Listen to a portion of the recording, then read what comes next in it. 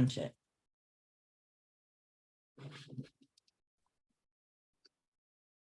Good evening, and thank you to people who are listening in tonight. And I hope you pay attention, because these educators you're about to meet have a lot of amazingly good things to say. As we begin, We Teach Well acknowledges the sovereignty of the traditional custodians on the lands where we live and work. For me, that is the Yalukit Weelam clan of the Boonwurrung, part of the Kulin Nation. We pay our respects to their elders, past, present, and emerging. We recognise that sovereignty was never ceded, and that the land is and always will be Aboriginal land. As educators, We Teach Well recognises the value of traditional Aboriginal education and promotes increased Aboriginal involvement in education at state and federal levels. We also pay our respects to the elders of the lands where our colleagues live and work. So, as I confessed to our guests last night, I'm not a really tech person. You know, I'm enthusiastic, but it's sort of the beginner level. So while I thought that the title From the Neighborhood to the Metaverse in 2 years sounded good, I actually had to look up what the metaverse was, because that was not in my thing. So the reason that I host these events each year, while I've got nothing much significant to say, and particularly at a Victorian government event, it's that no other demographic is affected by technology more than the K-12 education sector. Apart from very few, every child goes to school at some point, and they are going to use the technologies that emerge, whether we like it or not. And parents and teachers will need to be able to help them to use it well. It's important, I believe, that any discussion of technology includes the voices of K-12 educators. Now that's why I do it. So the educators you're about to meet have been engaging with the digital space for a long time. Integrating technology in K-12 is content getting ahead of the available tech. So this is straight from the ACARA document, which Catherine probably knows off by heart. The digital literacy curriculum involves students critically identifying and appropriately selecting and using digital devices or systems, learning to make the most of the technologies available to them, adapting to new ways of doing things as technologies evolve, and protecting the safety of themselves and others in digital environments. Students' ability to select and use a range of appropriate tools is referred to often. One of the subject descriptors for level 3 says, create content using a range of tools, demonstrating appropriate choice over functions and elements to convey meaning for a selected audience. And that sounds really good, until I noted that level 3 relates to students in grade 3 and 4. The first time I did senior maths, which was before all of you were born, we had a protractor, a set square, a logbook, and a slide rule. And what we learned was dictated by how fast those tools worked. When I went back many years later, we had a scientific calculator, and we were expected to do more than we had been expected to do the first time. My children, when they got to that, they were doing those things in year 8. So my question to you is, how fast is the digital literacies curriculum moving? And do teachers in primary and secondary have access to the right sort of tools they need to meet the ACARA requirements? So today you will hear from Catherine Newington, is the ACS ICT educator specialist. She manages the whole education sector of ACS, which is the Australian Computing Society, so the Australian regulating body for ICT. She holds a postgrad degree specialized in education technologies. And what I love most about her, she is a firm advocate for the idea that technology should serve pedagogy and not the other way around. Tim Kitchen, what can I say? Following 23 years teaching primary, secondary, and higher ed, Dr. Tim has been Adobe's Senior Education Specialist for Asia Pacific since 2013. A passionate educator and advocate for creativity in education, and some of this you can read in the descriptions, so I don't need to say it all. He is a regular presenter, though, on a wide range of national and international education events. And I just noticed that Stephen's not with us. However, the important one, Josh Velez. Josh has just been named as the Australian Education Awardee for Primary School Teacher of the Year 2022. So good. I don't know. I feel a lot of pressure being the important one now. So no, we're just going to pay you appropriate respect and bow to your will. Yeah, that's probably never going to happen. He now works as a curriculum learning specialist, focusing on the innovative ways of using technologies in improving literacy and other outcomes. And his focus again is building capacity in teachers and through mentoring and coaching. And I like that because for the same reason he does, that's why we are doing what we're doing. And Sandy Nicol, Dr. Sandy's research and recent work, and I had to make this up because you didn't send me any, is focused on supporting early career teachers. As CEO of the New Brew, her time is spent addressing issues in initial teacher education while working with diverse groups of teachers around the country. Being able to build relationships in a digital space has enabled Sandy to expand her reach and assist more teachers. And I'm Carolyn, and I'm going to wait on your brilliance and preferably whatever that was driving past my window. Police, ambulance, fire. Okay, welcome all of you. My question, first of all, is technology, is what students are, how students are learning, what the curriculum is asking you to teach children. Are the tools keeping up with what is needed at the different levels? Joshua, not because you're extra special, though you are, but because you're top left of my screen. I will let you jump in first. I will ask you to jump in first. Sure. I think it's really tough to answer, I mean, for everyone, because I think there's a lot of, I guess, parity between certain schools having access to probably an overwhelming amount of tech, and then there's probably schools that have access to very little or no tech. Certainly from my experience, and I'll only speak from my experience, is that the schools that I have, regardless of their socioeconomic status, or they've had an overwhelming amount of tech. In fact, teachers get quite lost in how much they get to choose from to be able to support their students. And what ends up happening is you get so overwhelmed that you just don't want to do it.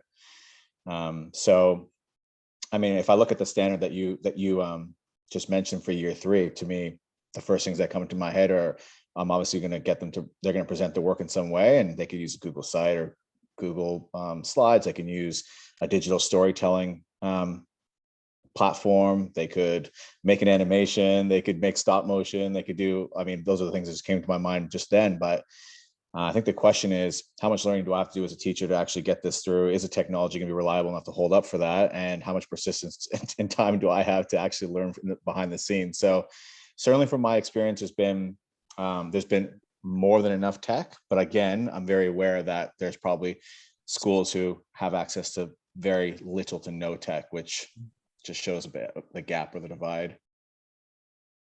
Yeah, Joss, I think you're right with that there is there's so much tech out there too. And there is that real disparity between what is available depending on the socioeconomic status of the school. Look, I've been working with a couple of schools where I found that they're actually overwhelmed with the digital tools, and what they're not providing is teacher professional learning on how to use those tools. And it seems to be this constant, if we keep buying the tools, eventually the teacher will catch up on it too. I went into a STEM room and there was, I call them very expensive dust collectors, where you just see all of these robotics that have been shoved to the side and just that thick layer of dust that is over on the top. And I think that as teachers, there are too many tools out there. And I think there's a lot of teachers that get lost with all of the most up-to-date or the most innovative tool that is out there. Whereas are they actually thinking about the curriculum relationship that it has and the relationship with their teacher pedagogy, and they just are too much focused on the actual technology. Your thoughts, Sandy? Did you say me? Sorry. Yeah, I said, yeah, your thoughts. Yeah, sorry. I'm from Ducky Young Country, just like to acknowledge where I'm residing today. My concern, all my research is actually on wellbeing, and we've been foolhardy to think that we can just keep pushing technology on teachers. Where I teach at the moment, the students have so many social issues that you can have as much technology in the room, but that's not relevant to a child that is having emotional issues. And teachers are bearing the brunt yet again of so much. And if we really, truly, genuinely care about the well-being of our students, our community, our teachers, I'm advocating that we pull back, slow down, quality over quantity always. And I have major concerns for myself when we look at my area of research is particularly early career teachers. So that period from, graduating basically to the first 5 years of teaching, and we know pre-COVID, 4 out of 10 were leaving, and they cite classrooms are too busy. I can't do it. And university's not preparing me well enough. Well, the problem is it's this fast-paced world that we live in. And I would have thought COVID was a good warning bell for the world to say, you know what, we might need to rethink a few things. So I would thoroughly agree with Catherine and Josh with their thoughts. So maybe Tim might want to pipe in. So well, I was about to take to Tim. Tim, you worked with technology in schools for a long time before you then started up with Adobe. And you've been head this for a lot of Southeast Asia, a lot of places. And I know you run a lot of PD for teachers in how to use what's the program called again? Yeah, so obviously I'm coming with an Adobe focus in the last 10 years, been immersed in that, and the Creative Cloud has been available in schools all over Australia now, and just about every school uses it to a certain degree. I'll take my Adobe hat off for a little while, first of all, just to talk generally about technology and contribute to some of the things that have been added. COVID has been a massive catalyst for technology. Well, when I started seriously looking at technology in schools, I remember the teachers I was working with back then, they called the computer the monster. They literally did. And then when I came in as the technology person, oh gosh, it was so hard to break into so many different faculties. They really, there was such a resistance to use the technology at all. And they saw it as taking over their jobs. They saw it as, all sorts of issues were coming up that, and for them, when we're talking about well-being, we're talking about teachers that then decided to leave the profession because of the computer. And it was really sad. And I was only 10 years into my teaching role at the time when I had this responsibility to try and integrate technology into a wide variety of curriculum areas. And I'd come from a primary teaching background where we were taught the whole language approach, and we were taught to use technology in creative ways and be creative. And even then the technology was very rudimentary.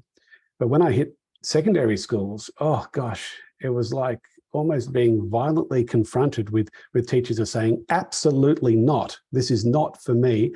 And then when they realized this is going to have to be for them, they left the profession. We lost so many great educators because computers were starting to come into schools and the internet was starting to become important. So with that culture, we've come from a really resistant culture of teaching and learning into realizing that this is where the world is at, and we can't avoid technology because it is such a fundamental part of our society, and it's around us all the time. And so therefore education has had to adapt, and it's been hard. It's been really difficult to do that. And so therefore, when it comes professional learning and it becomes technology professional learning, we'll leave that to the tech teachers, we'll leave that to the media department and so on. It doesn't have to relate to that. Resistance is still there. Is it still there?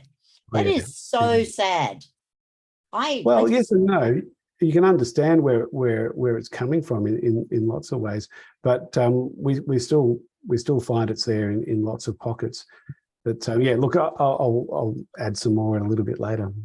I find that very sad. I wouldn't have thought it was like that. Catherine and I are working on an idea for a workshop called Step Away from the Essay, because I think there are so many ways that technology allows students to engage with the content other than just having to write. So for kids like Ben, one of my boys who was dyslexic, who could repeat entire movie scripts to you word for word, but ask him to write about it and it just, whereas he wasn't able to give, why couldn't they do what Michelle, I'm so getting into these Pokemon cards, create Pokemon cards for, the characters in the play or the book, or do audio diaries, or so many things that they could do that lets every child show what they are, show their understandings and competencies. So I find it really sad that there are still teachers out there who do find that hard. I'd like to get back to so the idea for this session was Catherine's. Because she's just started doing a class in a tertiary institution, working in ITE, initial teacher education. Is that it? Yeah. And you were saying that you didn't think there was enough, that they were being well prepared enough for teaching. Yes, I found that, just prior to me starting at a higher education institution and then being a teacher too, I felt as though digital technologies was really left behind. And I think from a primary school perspective, I have always felt as though it's always been the very last thing, because the priority for primary schools has always been the literacy and numeracy, and certainly dictated by the NAPLAN results. And then once I started working at a tertiary level, I was just so thankful to see that there are some universities now that are seeing the importance of teaching our pre-service teachers, not just about digital technologies as the curriculum, but also the pedagogies that underpin the use of technology in teaching and learning. And look, it's only a couple of universities that I know of from my own personal experience in research that are doing this. And I made the point to Carolyn that it's great that we're actually seeing the explicit teaching of some of these pedagogies. And so, the pedagogies that these students are teaching at a university level in their first and second year, I was running a professional learning day two days ago with the exact same message. And I really do hope that we see that shift and really properly preparing our pre-service teachers. The thread, So- the thread that sorry. I like to pull out, sorry, Carolyn, is No, that, go. and something that Tim mentioned as well, and you as well, is that there are, resistant teachers, but the thing that I think is actually worse is that there are a lot of open and, early adopters of technology that actually give it a really good go and then get blocked by all the like little things that you have to do. And those are the people that once they leave the technology train, those are the people who would have been on it, and they would have actually been like promoters and advocates of it. And like, I can give you an example. I love Minecraft. I'm not going to knock it at all, but it took me almost half a term to get my class set up in terms of getting them on, and then you have to port forward your device and get on a whitelist on your IT. And it honestly took me weeks. But I'm persistent because I love technology. So, and I really had this, we had this great idea that we wanted to do, which we ended up working out. But how many teachers would have gave up after the first day and just said, wait, what does this mean? Like, what is port forwarding? What is connecting to this IP address? What's whitelisting? What's downloading this all with the different account and all this stuff? So I think there's so many blockers that is like so many hurdles that teachers can easily just take the exit. And even if they're an early adopter or not, I mean, if we're losing that core of people, that's really tough for the technology sector, I would say. And that's one of the reasons why the new brew I started that, because one of the things for my PhD, because I met with pre-service teachers and how they learned to engage students, and predominantly technology skills were not strong. So what we did was we formed online communities, and that's what the new brew is. It's an online community, and there are students from Swinburne, Charles Sturt, Newcastle, Macquarie, and so on who come together, and they actually do the digital stuff together, and they've made the website. They do the whole lot. They do all the lessons, and you name it, and they've chosen a sociological bend. And the whole idea is because, like you, Catherine, I was quite surprised. I was more technology savvy than the students I was teaching at university, but I was way older. I'm going, okay. And so I really believe in prevention beats cure. And when you look in the classroom in schools, one of the big things that new career, early career teachers face is this daunting workload. Daunting. But technology has the value that, which you would know, I'm sure, Tim, to make life easier if we just get to that next level. And so that's why I would love to see pre-service teachers graduate with a certain level so that they can focus on their pedagogy rather than all their technology skills when they graduate. And I think, it's been, the pre-service teachers I worked with on this love it. They just go, I wish I had done this earlier, Sandy. I've just learned so much, because it's a community practice. They do it together. Yeah, So, there's a cultural shift that needs to take place, and it's such a slow moving ship to make those changes, and it has been for many years, and it's still continued to be slow. I'm just thinking of the obstacles that you're talking about there, Josh. And when I go into schools and in Victoria, they're still banning phones. They're still banning the main technology that young people are using every day when they're out of school. Their main networking tool, and the reason why they're blocking schools phones is because teachers find it hard to manage the class when there's a phone. When the kids got the phone, the kids are too distracted by the phone, and so the response to that classroom management issue is to ban the phone. Probably the most important technological device that a student holds. It's part of them. It's an extension of who they are. But when they go into a school, they have to put it into their locker. They have to bypass it. I'm thinking, wow, there's such a separation there between the real world and the school world. And that's going to be interesting to see if that's going to change, because that's been the case since I haven't been in the classroom teaching for 10 years. And it was back 15 years ago, around about that time, they were starting to talk about, what do we do? How do we manage phones in a classroom? And so the way to manage it was to ban them. I'm thinking, really? There was an article maybe last week that I read somewhere about some school that had banned phones and, said everything was fine. But the thing I thought about that was it was a private school.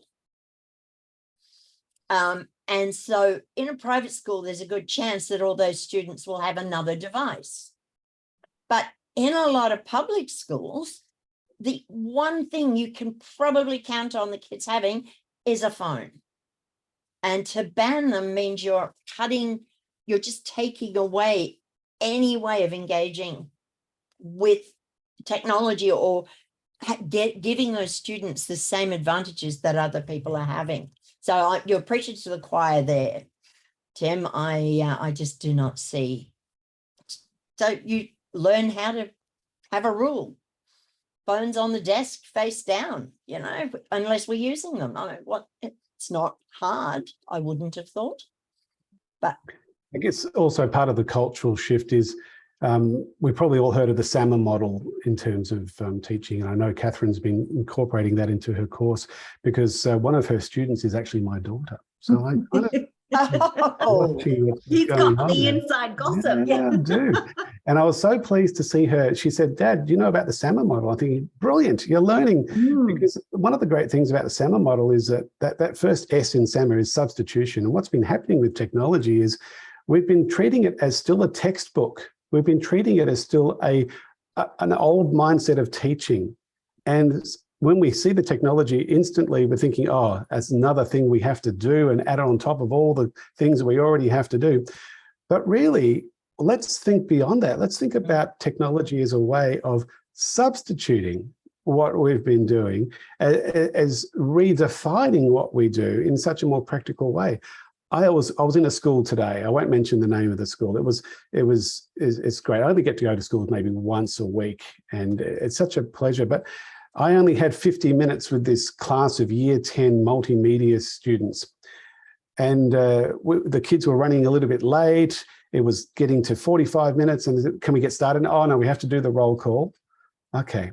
By the time we'd done the roll call and done all those administration things, I literally had 30 minutes with them.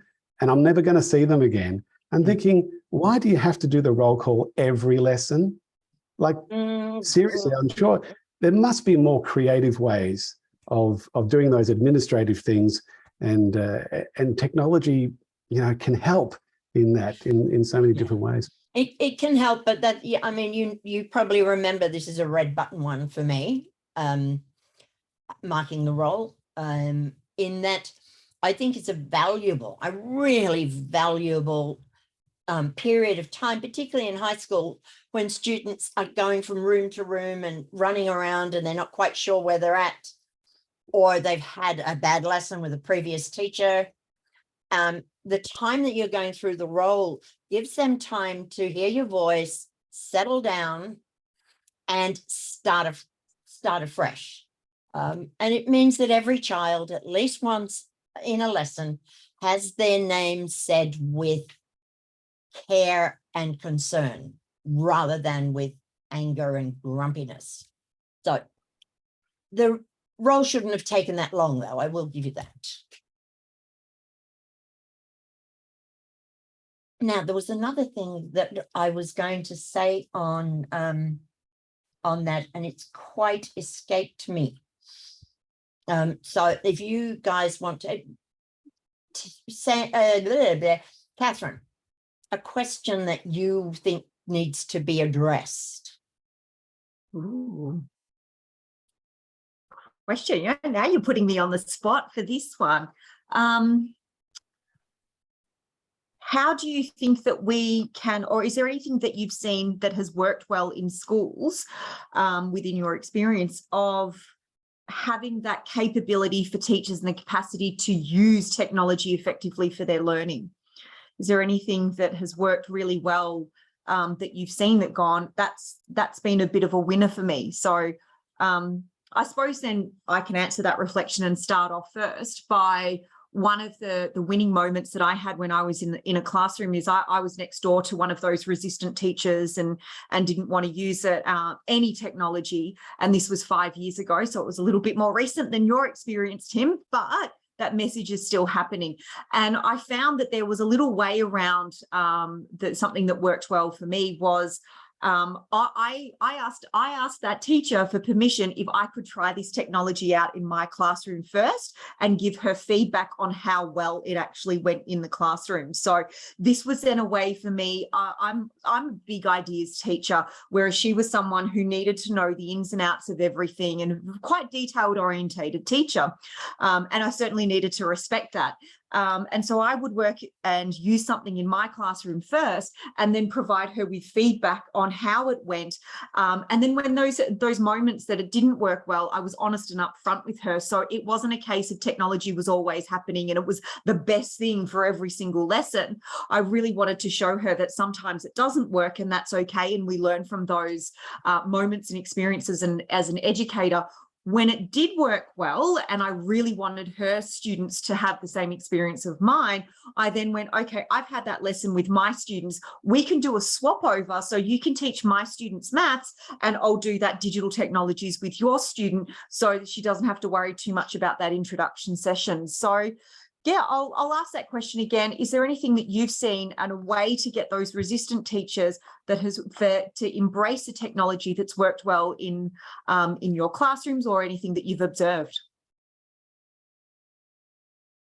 I have a counter question. Oh, okay. My question would be is, do we focus on that resistant person, or do we focus on the probably 20 other teachers in that school that actually really want to do it and let them be the ones that actually blossom with it? And it's funny, I just had a leadership conference today with all learning specialists, and this came up, and it was about that. And I said, I found a lot of peace in my life and in my role last year, about middle way last year, when I just stopped saying, I'm going to stop focusing on this one person or this one team who is just blocking me emotionally and making me think of a deficit model. And I'm going to focus on the 75% of teachers who are already actually doing what we've been working on, doing what we've been, trying to promote as a school. I'm going to focus on them to do that even better. And not that I'm leaving the blockers behind. I'm not focusing on them. I'll still obviously support in the ways that I can, but energy wise, I think it was more important and more rewarding just to work with those other teachers. And eventually, like, maybe the FOMO kicks in, or, when they're sharing successes and things like that at a school-wide level, and they see that and they see the engagement, really, because that's what it comes down to. And then hopefully they'd ask a question, like, can I come see that? But yeah, I've, again, real peace deep down inside when I've just said, nah.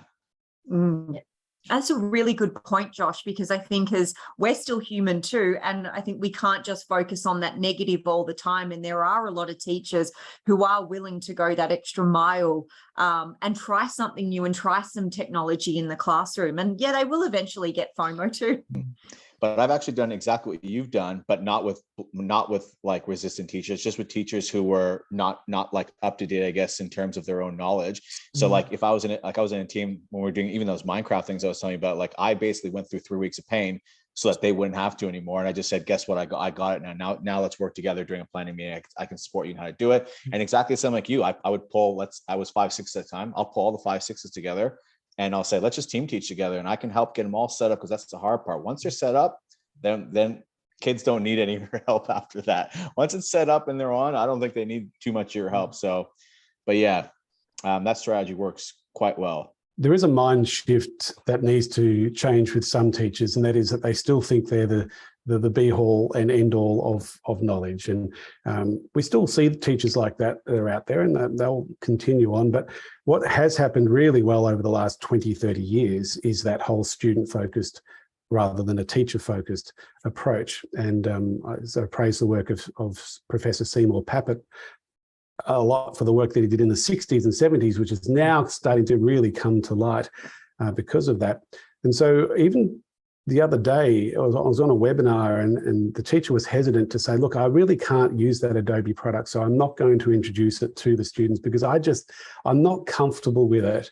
And I said to her, that's fine that you're not comfortable with it, because you'll probably find that 15 of your students are comfortable with it. So let's create a learning culture within your classroom where the students become the teacher and that you're a learner, and we're all learning together. And you'll find that students will tend to always know more than the teacher when it comes to technology.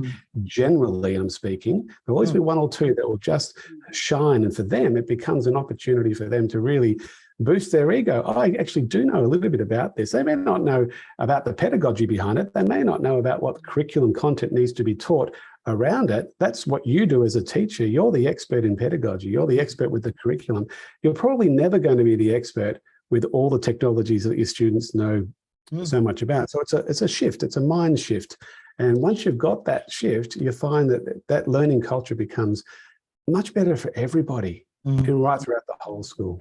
Yeah, Because I find it really, I was just going to say, I find it really interesting that as educators that we still, well, there are teachers that still think that they are the expert in the room, but yet we also want to teach our students, the concept of failure and, learning from that and growing from our mistakes. And yet as educators, we don't want to mirror that. Like there's this disconnect between, as educators, we want our students to fail and we see the value of failure and what it means to grow as a learner. And yet some of those teachers, they are not going to take that same step that they want to show within their classroom. Tim, I would always say for technology, I said, I'm not going to give you professional learning on it. I said, the kids will just introduce it. Like they're going to teach you. Just literally the other day, I want to learn how to use Makey Makeys a little bit more. And we have in our dust collection room, we have tons of Makey Makeys. So I just went in there, grabbed it. I help with a coding club on Thursdays at lunch. I brought a couple of bananas. I brought the Makey Makey, and I said to a couple of students, who wants to see if we can play Minecraft using bananas as remote controls? And I had no idea if it could be done. I have no idea at all. I just knew that you could press it and you can use it as a device. And then the kids grabbed the device, they went on YouTube, they looked up an instructional video, they started following it. And I'm just sitting there saying, okay, what does this part do? And they're like, well, you got to connect the controller to the device, Mr. B. I'm like, well, how is there an app you need to download? No, it's on the web. The website's right here. I'm like, all right, cool. Keep telling me. And we found out we couldn't actually do it just there, ran out of time, but they definitely got to the piano part where they were pressing the buttons and stuff. And they're year threes, like. And how much learning took place in the process of doing that. Yeah. And when we're assessing these days, it's not about the mark at the end of the unit of work. It's about the process that took place leading up to that point. And that's what we need to also shift in our mindset, that we're not getting students ready for a test at the end of a unit. It's about really thinking about all the learning and the collaboration and the creativity and the problem solving, all those transferable skills that are so vital to get those students ready to thrive in the future. They're the things we really need to focus on, not only in primary school, but right across through, even into university as well. And that's fundamental as our role as teachers to be able to do that. Sorry, go on, Sandy. I was going to say in 2016, when I was reading on Dewey, I did an experiment when I was lecturing at uni where I predominantly taught mathematics. And so I would go to tutorials not knowing the answer to maths problems. Now, the common theme all of us have said so far is relationships. Really, that's what we're talking about. Now, the risk was they would think I was a fool. But the funny thing is my student teacher scores went so high through the roof that I ended up getting the top marks across every subject. So I transferred from maths when I was confident into other subjects.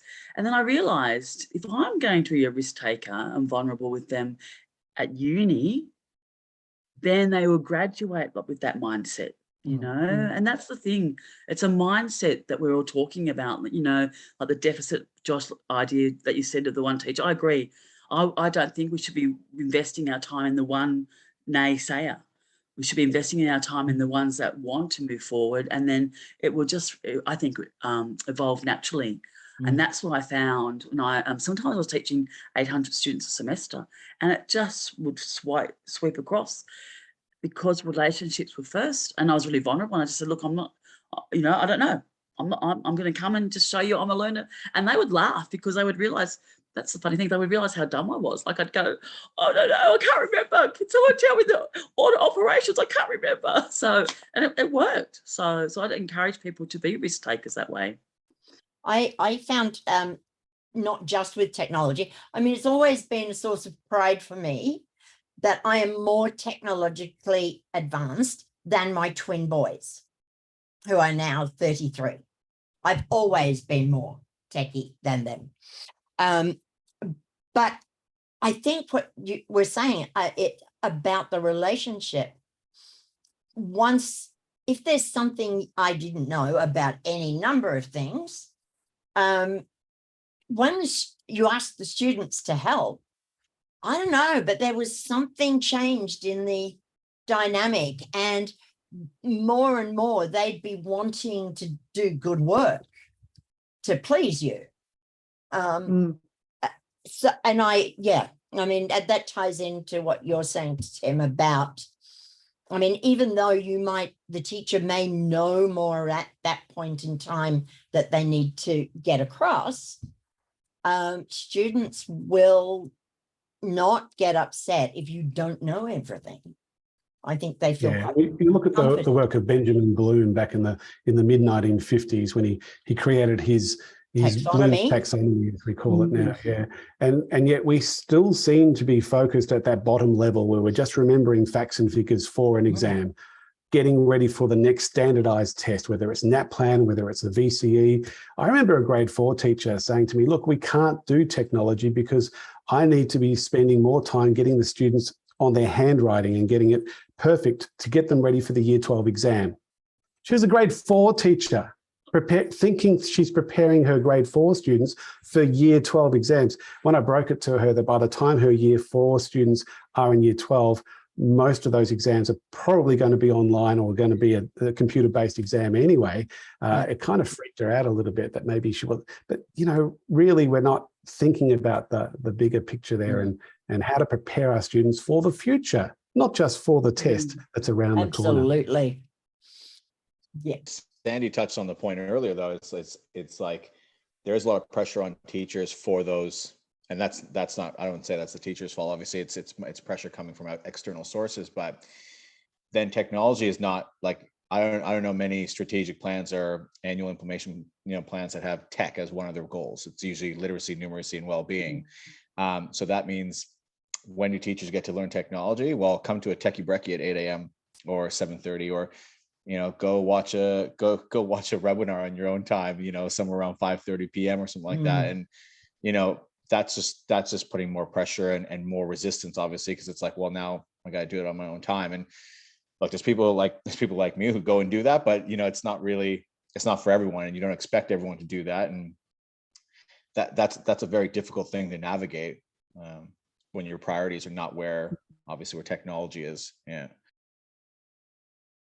Do you think I wanted to ask you before now, those of you who have worked with a lot of teachers in schools, do you think some of the resistance comes from fear as well as what Sandy was, it sort of links together. Do you think often the resistance is because they're afraid that they won't do it well, or that their students will be let down because they don't spend time on other things that they're told they need to prepare students for? I think there's an element of that, Carolyn. You find that there are teachers, again, if they've got that mindset of needing to know everything and suddenly they're out of control, they can't control the situation. That is an element of fear. And that's a side of teaching that I even see pre-service teachers thinking that, and first year and second year out teachers who come into schools for the first time thinking, I've got to teach the same way that I was taught. I've got to know everything. It's such a restrictive type of mentality when they do that. And again, it's related to fear. Am I being successful if I don't understand everything from the start? Well, you are being successful. And that concept of failure is so important, as Catherine pointed out. And Seymour Papert, again, it's coming back to his work. And I just want to emphasize, even though he's passed on now, the work that he did in the 60s and 70s with this constructivist learning theory was just brilliant. It's where the problem-based learning approach came from. It's where the maker movement came from. He was like the godfather of ICT in technology. And it's just holding up so well these days. So I do hope it's still being taught, and his work is still being taught in universities and in schools. And whenever I get an opportunity to do a keynote presentation, just about every time I do that, I'll throw in a little bit of Seymour Papert just to throw it in there, a little bit of Sir Ken Robinson just to throw it. He's passed on now too, but that whole emphasis on being creative, and it doesn't have to be technologically or digitally creative. It's about being creative. About And these having a days, creative young people mind.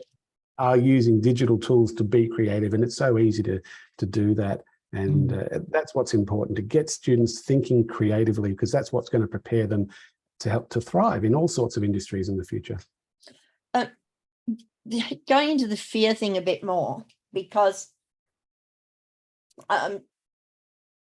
in Singapore, so when we were in Singapore, we were taken to Singapore to to work with teachers to improve English language and literature skills. But when we got there, we found out we were not going to be allowed to get near any class above year 8. Because if we asked them to do something different, that might affect their test scores. And their test scores affected their productivity, their performance bonus. Up to 3 months of a year salary could be got in your performance bonus. So when people who are out there, politicians, public service, whatever, talking about, performance pay as a way of increasing teachers, from what I can see, that'll simply be the opposite. It means that teachers won't be able to have that time to allow students to fail, to encourage exploration when you don't actually know where the end result is going to be. So how do you, in this current political thing with all the discussion around getting more teachers, getting better teachers, getting the best and the brightest, as if the best and the brightest aren't already teachers, how does that merge with this place of creativity and allowing students to see failure? How do we work those things? I have go ahead. Yeah, go ahead. If we look at the OECD, the number one reason why countries are maintaining the teaching workforce is they've instilled in policy and practice from the top down trust and autonomy. And this is really what we're talking about again, because having trust in a classroom is essential. So trust with technology, trust with anything. So I would be strongly, I've just written a chapter on empowering pre-service teachers. And we are letting our profession down while we still have this deficit attitude with anything. So, and we need to empower our pre-service teachers. We've missed the boat. Sorry, no offense, guys, but we've missed the boat with the rest of the career. We need to start somewhere. The logical place to start is where our future is. And I would argue that that idea of trust and autonomy would be essential. And that's easily done. Easily done. You think? Josh, do you think so? Trust and autonomy. Well, I actually was gonna ask, a lot of you are in different schools a lot of time, and for many years, my question would be is, how's it been looking over the course of many years? Has it been getting better? Have you seen more critical thinking and creativity in schools, and has technology helped that? Because I don't know what it was like 20 years ago. I don't know what it was like. I know when I was in school, I guess, but when I was in school, I'm not that old, but we had like the little NEC computer that had this fish game. It was like basically like the same game you would have on the first Nokia 5190 phones kind of thing. So technology wasn't big when I was in school, but I would imagine there's a stark difference between what it is now, and especially in some of the high performing places, and to what it was. I would hope it's getting better. I'm not sure. I would have to ask some of you who probably visit lots of schools over the course of time. Yeah, look, I'm in a privileged position where I get to go into schools and help them integrate technologies into all sorts of programs. So it's really pleasing to see, particularly at a year 9 level, I'm noticing more and more where they totally change the program for these students. and they're at an age where they could go either way. And so they need to do something. And what I'm finding more and more these days is an integrated approach at secondary school. We've always had it in primary school, always. Every primary school teacher is an English, maths, science, geography teacher. And it's so important. And yet suddenly they hit year 7 and they don't have that culture anymore. So now that I see an integrated approach happening more in schools, where in my example, they're encouraged to use our tools to create videos, to create web pages. It's based on a problem that we're going to solve that could be a sustainability issue or a health issue. And then we're looking at potentially the maths side of it. We're looking at the political side of it. We're looking at the geography side of it. And we're learning all of this curriculum material within a project that the students are building in a team. And there's a lot of collaboration, really great creativity stuff that I was taught to teach when I was learning to be a primary teacher is now starting to happen in secondary schools, not necessarily at the senior level, although I'm seeing little bits of that at the senior level, but up to year 9, it's terrific to see those changes. Autonomy to act is connected to creativity. It's connected to high order thinking. So sorry, the question coming back to it is, how do you marry these two ideas of knowing that creativity and collaboration and all sorts of things are really important, but you've got people out there making a lot of noise, like Peter Dutton and his ridiculousness, and more education ministers all getting together to work out how to fix education and how to get more teachers. How do you get them to hear? How do you marry these two? Well, when you're working with policymakers, one of the things that you can point out is the fact that the World Economic Forum have been pushing creativity for 20 years now. And they're the policy makers globally that our current political leaders rely on for their own policies. If you know, they're the makers of the policies. And that's when that's pointed out to policymakers and political leaders, they start to think, oh yeah, okay, so this creativity thing is important. This collaboration thing is important because it's the CEOs around the world that are demanding it. And if we're ignoring it, then we're not really preparing our students for that future. I'll be a little bit left of field. You can't measure creativity. That's the problem. So it's not a quantitative, data-oriented skill. And because of that, and it cannot be measured by AITSL. Sorry, AITSL, I'm going to say it, because you can't measure it. AITSL says it doesn't exist pretty much. I don't know, but they need to back off with that. They need to understand that qualitative research is the missing. There are ways of measuring creativity, and some of the work of Dr. Tim Paxton from Monash University, he's also Flinders, and he's been at a few universities. His work is amazing. If you look him up, one of the things he did recently was he did a study of curricula around the world. I think it was about 15 different countries, and how they used creativity in the curricula to the leading, how do you actually assess it? And how do you actually bring it into the curricula? And then looking at that study and how different countries are doing it in different ways was absolutely fascinating. And then you look at the work of Sir Ken Robinson on what he's saying in terms of how do you assess creativity, and the work of Professor Starko from the University of Michigan. There's lots of research out there now that's showing you how you can actually measure creativity. They were even talking about it. Harvard disagrees with you, but anyway, they tried to measure it. They did try and measure it, and they can't.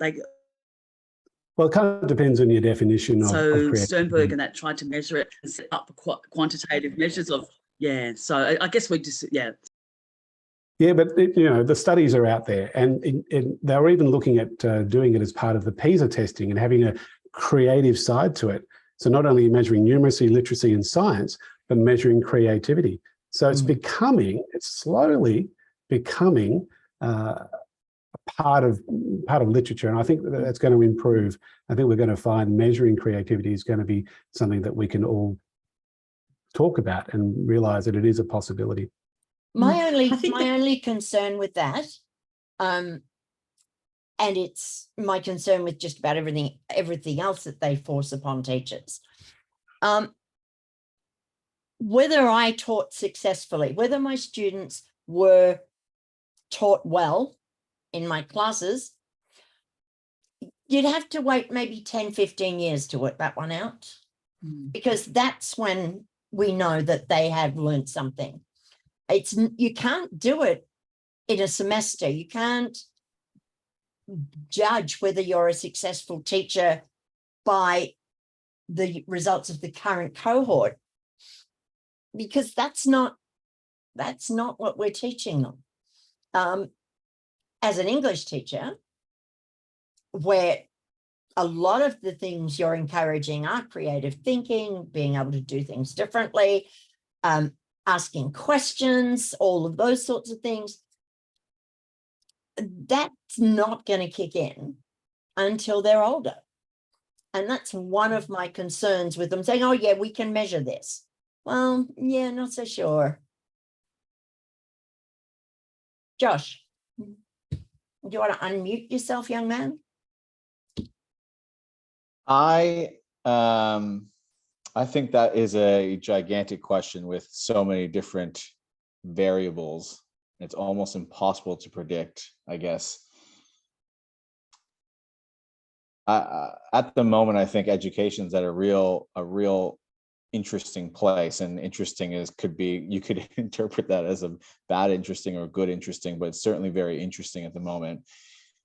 I think 5 years ago or 6 years ago, I could have predicted that technology was going to be a really big, force in the classroom and for teachers, and all the collaboration that was happening early on with, Google Slides and giving feedback and talking over and extending learning to the home and working on things at home and that kind of stuff. I said, yeah, that's going to be a mainstay in the classroom 100%. And then I'm here now, and I'm finding it very difficult to predict what's going to happen next.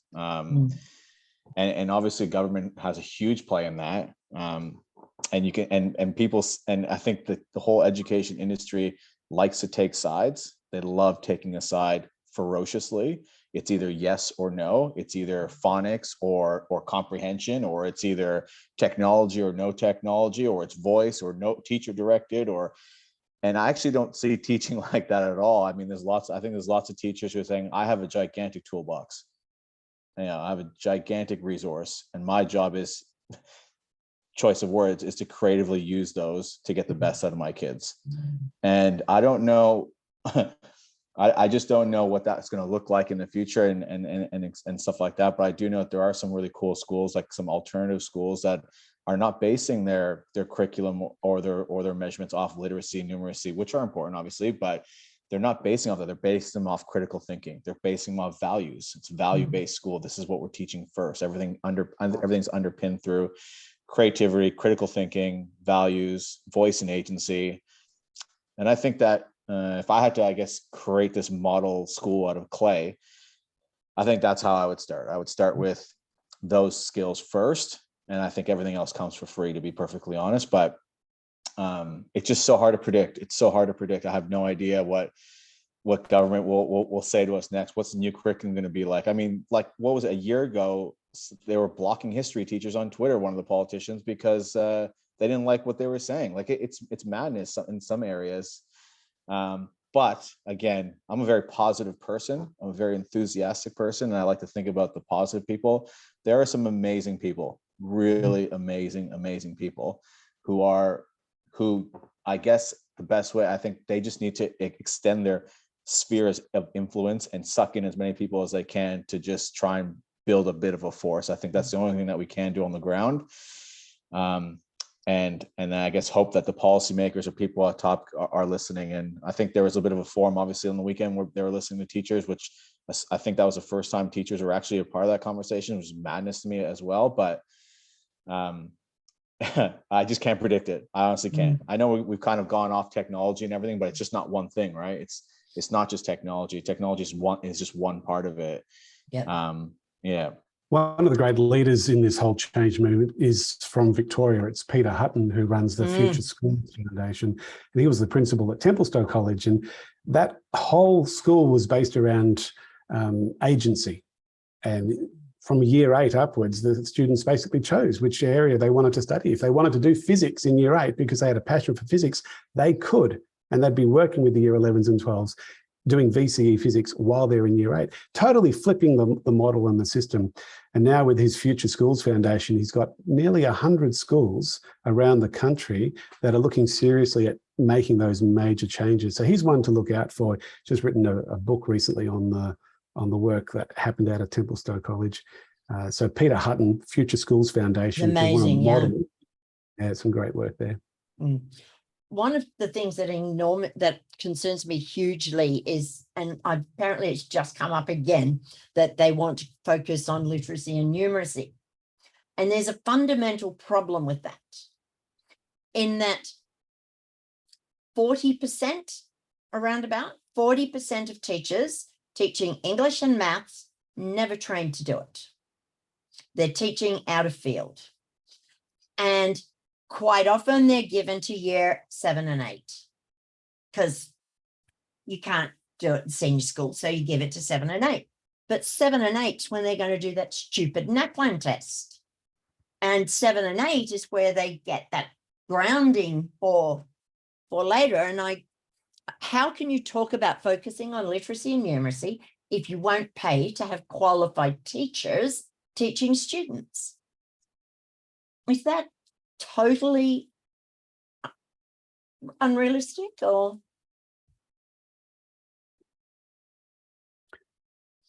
Response from anyone? Could be a separate conversation from technology, I think, about teacher training and things like that. But I don't know. I think if you're a teacher, you're trained to teach, you're trained to learn. I think that we're learners more than anything. So we know how we learn best, and I think that we are the best educators know how their students learn best. So I mean, I don't know how to do quantum physics, but I mean, give me a month to prepare in a class. I'm pretty sure I can make it work at some point. I know I'll get better. That's for sure. I have that mindset. Yeah, I'd much rather a teacher who's passionate about their subject or who's good at building relationships with students. I'd much rather that teacher teach my children than a teacher who knows the content really, really well, but then can't communicate it. So there's always a balance there. So in closing, because I realise we've gone quite a way over time, in closing, one idea from each of you, in one sentence, what's the most important thing that we can do moving forward to make it better? One sentence. Who would you like to start, Carolyn? You may start if you like, Tim. Look, I have taken my Adobe hat off for this, but I'm going to put it back on for a second because last December we launched a set of software as part of the Creative Cloud, but we made it free for all schools around the world. And it used to be called Adobe Spark. It's now called Adobe Express, and it's so much more than what Adobe Spark was. And it's browser-based or app-based. You don't need a powerful machine, and it's all about graphic design. It's all about video production. It's all about web page design and lots of other things involved as well. It also includes a video editor called Rush and Photoshop Express, and all of that is totally free of charge now for every school around the world. So because of that accessibility that we've now provided for schools, that's my one thing I want to say. Explore it, see what's there, see the fact that you've got it for free and what you can do with it. Because once you start looking at this creative software, then, you know, the sky is the limit in terms of what you can do in terms of constructing your learning in any curriculum area. So your one sentence would be explore passionately or deliberately. For sure. Sandy, one thing, one sentence. I think just be open-minded. I think that's be open-minded. Just a good idea in most things. Yeah. Catherine. Look, coming back to those pre-service teachers is make sure all our pre-service teachers are part of this conversation and getting them prepared to when they are in the classroom. You know, that really, Sandy, your comment before when you spoke about that the teachers that are in there already, we've kind of lost them. But if we really want to make a difference, we really need to get those pre-service teachers as part of the conversation and starting that journey right from the beginning. Yep. And Josh, Focus on the adopters. focus on the adopters. Yep. Well, we have had many things to think about. I hope you people have enjoyed your conversation as much as I certainly have. And once again, I'd like to thank Josh and Catherine, Tim, and Sandy, and thank Diff for the opportunity we get to talk about technology and education and how important that sort of progress is in that area. So thank you very much, and good night. Thank you for your time. See everyone. Bye.